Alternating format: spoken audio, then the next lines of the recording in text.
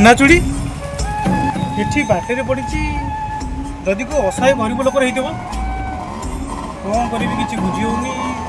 ହଁ ଯାଉଛି କଥା ମାଆକୁ ଜଣେଇବି।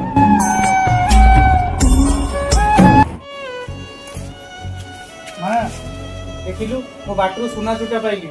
ଯୋଉଠି ପାଇଛୁ ସେଇଠିକି ଯା, ଆଉ ଏ ସୁନା ଚୁଟା ଘରେ ରଖିକିରି ଯା। ଯୋଉ ଲୋକ ଖୋଜିବ ତାକୁ ନେଇ ସୁନା ଦବୁ।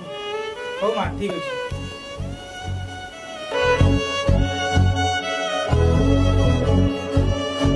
ଭାଇ ଟିକେ ଶୁଣିବ। ହଁ ଭାଇ। ଏଠି କ'ଣ ତମେ କିଛି ଖୋଜୁଛ କି? ହଁ ଭାଇ, ମାଆଙ୍କ ଅପରେସନ୍ ପାଇଁ ସୁନା ଜୁତା ବିକିବା ପାଇଁ ଆଣିଥିଲି।